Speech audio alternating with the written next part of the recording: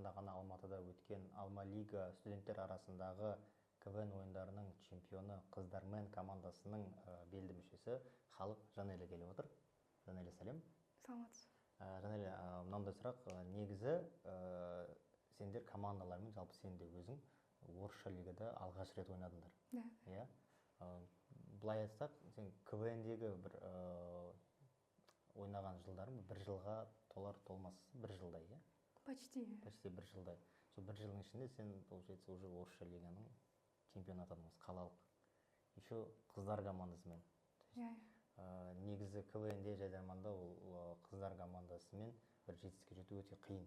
Өйткені әрбір ойында қарасаң, бір 10 команда ерлер командасы болса, оның ішінде бір немесе екеу ғана қыздар командасы болып тұрады да. Сол ұлдар командасына төтеп беру қаншалықты қиын немесе қаншалықты жеңіл болды?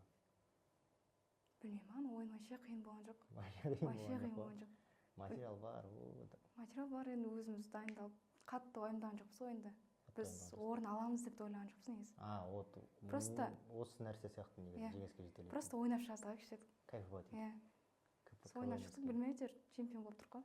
Иә. Тағы да айта кететін жайт, негізі Халық Жанелия осы орысша лига ұтқаннан бөлек Жетісу аймақтық лигасы, ол Талдықорған қаласында өтетін лигада өзінің Seven есе командасымен ол жақта да чемпион атандыңыздар. Чемпион болды ол жақта да, иә. Биыл чемпиондар жылы екен сіздер. 2025-те чемпиондар жылы болды. Чемпиондар жылы, иә.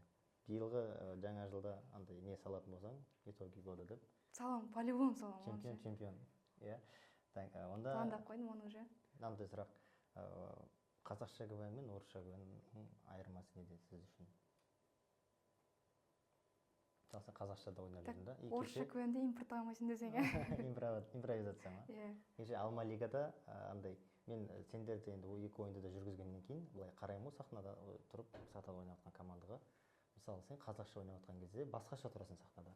Кеше орысша КВНде өте тәртіпті тұрдың да сахнада. Онда прям дисциплинированный, артық жаңа импровизация тууға болмайды деп. Да.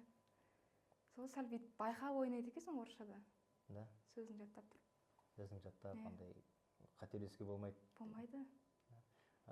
Жалпы қыздар командасында осы орысша лиганы, Алма Лигаға дайындалып жатқан кезде бір қызықты сәттер болды ма? Мысалы, дайындық кезінде. Өйткені сендер жалпы орысша лиганы бірінші рет ойнап жатсыңдар да. Ол қазақша дайындалатын ойын емес, кішкене басқаша дайындалатын ойын. Өте қызық болды. Қызық бір момент бар ма сонда? Момент болғанда. Бір сөзді жаттай алмай қалдыңдар ма? Бөлісе алмай қалғандай деген сияқты. Жоқ, ондай жоқ. Просто бізде екі қыз бар. Екеуі де бір образдан. Сол екеуіне қатты көп шығады материал ше. Материал соларға шығып кете береді. Көп, өте көп шығады оларға. Маған шықпайды. Бір жағынан қуанасың, бір жағынан дейсің.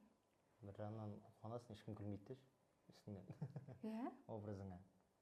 Бізде көп көрермендер негізі образды шынайы өмірдегі шатастырады ғой. Мысалы, сахнада ойнап шықтың, былай условно скажем так, образ тупой блондинки дейікші, глупой блондинки. Ойнап шықтың да, потом сахнадан түскен моменттен әлі соны айтып жатады адамдар. Иә, сол ғой. Сен сондайсың ба, сонда өмірде? Сөйтіп ойлап қалады адамдар. Сол үшін сәл несе ойнайсың. Вот кеше Алма Лиганың финалы өтті. Қыздар Насатбаева, Қыздар Насатбаева командасымен бірінші орын алғаннан кейін былай фанаттар көбейіп бастады ма? Білмеймін, вообще білмейді ол ше. Директте жазу ондай жоқ. Вообще жоқ, ма, жазбайды ешкім. Жайдармада жазып тұратын еді деші. Ода да жазбайды ма? Ода да жазбайды ма? То есть популярность қатты келмеді. Қатты емес шығар, бірақ охватын көтеріліп жатыр. Охват көтерілді, рилсты салып. Фейктар көп көретін, ешкім жазбайды. Қарсылас командалар шығар сол. Сондай бір ойлау. Фейктан, дизлайк басатындар жа. Иә. Жаман пікір қалдыратындар бар. Жоқ, ондай жоқ. Вот кеше ойын ұтқаннан кейін, кстати, біздің басқа КВНшілер келіп, андай айтпады ма? Ой, сендер ұтпау керек едіңдер, әділетсіз деген нәрселер болмады ма? Ондай болды, көре алмаушылық болды десең. Көре алмаушылық болды ма? Екінші, үшінші орын алғанда. Қай командалар айтамыз мына жерде? Один десең. Бірінші. Кім ғой? Олжас қой. Олжас па? Өзінше тесе береді. Олар екінші орын алды ма? Екінші орын алды. Чемпионсыңдар бәле. Так. Енді ағам ғой, деспеймін оған ше. Үшінші орын алған команда ше, онда не аман? Үшінші орын ба? Кейін сөйлесеміз деді ол. Ол кейін сөйлесеміз деді ма? В общем, 2 мен 3. Қатты ойнап қойдыңдар деп жатыр бізге. 2 мен 3 алған командалар сәл жүрекке алып қапты. Жүрекке алып қапты. Результатты. Қақтан білген ұтып кететініміз олар. Так, онда мынандай сұрақ. Осы Қыздар Насатбаева командасымен орысша лигада қандай жоспар бар? Сол. Келесі жылға. Келесі жылға? Иә, келесі жылға ойнайсыздар ма, қалай болады? Ойнаймыз, иә. Ойнаймыз деп отырсыздар. Ойнаймыз. Командаға усиление ешкімді қоспайсыздар ма? Жоқ, керек емес. Керек емес па? Жетеді осы. Құртады ішіне. Әдемі осы. Зор. И так керек емес, өздері шығып кетті. Ешкімді шығарып жатқан жоқпыз, кіргізіп жатқан жоқпыз. Өздері кетіп жатыр ма? Иә.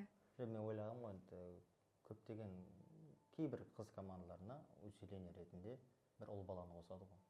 Ондай идея жоқ па? Оны ойлағанымызша. Кім бар қазір кандидатуралардан? Марик деп ойладық. Ойнамайды ғой. Ұнамайды да Марик категорик.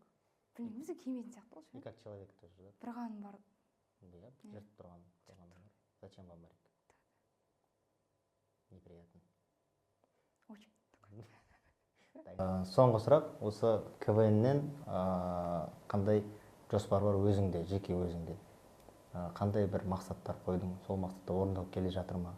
Давай битик ұзаққа бармай, 2026-ға қандай жоспар шығармашылықта? Так. Ойнаған ұнайды маған просто. Ойнаған ұнайды. Атмосферасы ұнайды. Андай жоспар жоқ екен менде. Болып жатса көреміз ғой енді. Болып жатса көріп жатарсыңдар ғой. Мысалы, сахна қызық па, или сахнаның артында болатын заттар қызық па? Екеуі де қызық. Екеуі де қызық, иә. Бірақ сахнада вообще қатты қызық. Сахнада қызық па? Иә. Оны ендеше біз Жанелеға тілеп қояйық, сахнадан ешқашан осындай кайф кетпесін деп. Рахмет. Көп рахмет.